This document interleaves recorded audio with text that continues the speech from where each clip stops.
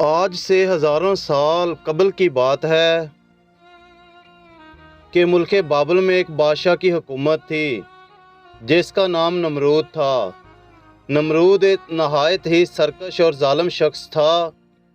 اس نے خدا ہونے کا دعویٰ کر رکھا تھا اور جو اسے خدا نہ مانتا اس پر بہت ظلم و ستم کرتا تھا۔ نمرود خود بت پرست تھا اور اپنی سلطنت میں بھی بت پرستی کی اشاعت کیا کرتا تھا۔ نمرود کا محل مختلف قیمتی پتھروں کے بنائے ہوئے بتوں سے بھرا پڑا تھا۔ اللہ تعالیٰ نے نمرود اور بابل کے لوگوں کی طرف حضرت ابراہیم علیہ السلام کو معبود فرمایا۔ آپ نے نمرود کو اللہ کی عبادت کی طرف بلایا، مگر نمرود کی جہالت، گمراہی اور بادشاہت کے غرور نے اسے اللہ کے انکار پر کھڑا کر دیا۔ جب حضرت ابراہیم علیہ السلام نے کہا میرا اللہ تو وہ ہے جو زندہ کرتا ہے اور مارتا ہے، تو نمرود نے جواب دیا کہ میں بھی زندہ کرتا ہوں اور مارتا ہوں۔ حضرت ابراہیم علیہ السلام نے فرمایا میرا رب مشرق سے سورج کو نکالتا ہے، اگر تو خدا ہے تو مغرب سے سورج نکال کر رکھ۔ یہ سن کر نمرود لاجواب ہو گیا۔ نمرود نے غصے میں یہ حکم دیا کہ حضرت ابراہیم علیہ السلام کو بطور سزا آگ میں ڈال دیا جائے۔ لہٰذا بابل کے لوگوں نے ایک خاص مقام پر لکڑیاں جمع کرنا شروع کر دیں۔ جب لکڑیاں جمع ہو گئیں تو نمرود کے حکم سے اس کے کارکنوں نے ان لکڑیوں میں آگ لگا دی، جس کی حرارت اتنی زیادہ تھی کہ کوئی اس کے قریب بھی نہیں جا سکتا تھا۔ جب حضرت ابراہیم علیہ السلام کو اس جلتی ہوئی آگ میں پھینکا گیا تو اللہ کے حکم سے وہ آگ گلزار ہو گئی، وہ آگ ٹھنڈی ہو گئی۔ جب نمرود کو یقین ہو گیا کہ آگ حضرت ابراہیم علیہ السلام کا کچھ بھی نہیں بگاڑ سکتی تو اس نے آپ کو آزاد کر دیا۔ مگر نمرود اور اہل بابل نے اس معجزے کے بعد بھی اللہ اور اس کے سچے پیغمبر حضرت ابراہیم علیہ السلام پر ایمان نہ لائے۔ اس کے برخلاف نمرود نے بابل میں ایک عظیم مینار بنوانے کا حکم دیا، جس کے ذریعے وہ حضرت ابراہیم علیہ السلام کے خدا سے مقابلہ کر سکے۔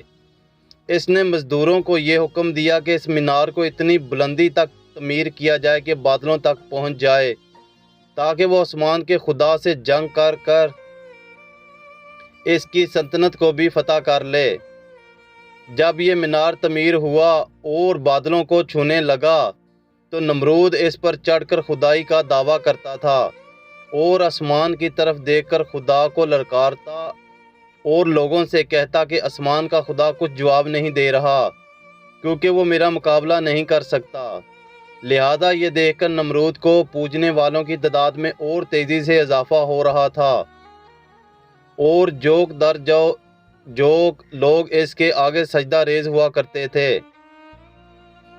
لیکن نمرود اس بات سے بے خبر تھا کہ وہ بہت جلد اللہ کے عذاب کا شکار ہونے والا ہے اور ایک سخت عذاب اس پر حملہ کر دے گا اور ایک سخت عذاب اس پر جلد مسلط ہونے والا ہے۔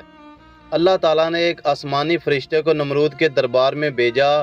اس نے نمرود کو ایمان قبول کرنے اور لا شریک معبود پر ایمان لانے کی دعوت دی، مگر غرور و تکبر سے چور نمرود نے انکار کر دیا۔ فرشتے نے نصیحت کرتے ہوئے کہا خدا کی قدرت اور طاقت تم اور تمہاری فوج سے کئی گنا زیادہ ہے۔ اگر وہ چاہے تو تجھے اپنی سب سے کمزور مخلوق کے ذریعے ہلاک کر سکتا ہے۔ لہٰذا نمرود نے خدا سے مقابلہ کرنے کا تقاضا کیا۔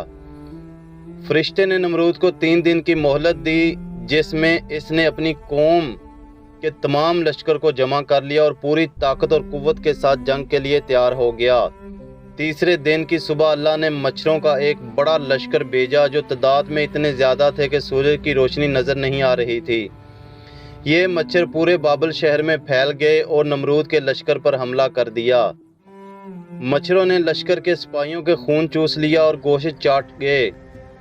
ان لوگوں کی صرف ہڈیاں باقی رہ گئیں۔ ایک لنگڑا مچھر نمرود کی ناک میں داخل ہو گیا اور ناک کے راستے دماغ میں گھس گیا اور مغز کھانے لگا۔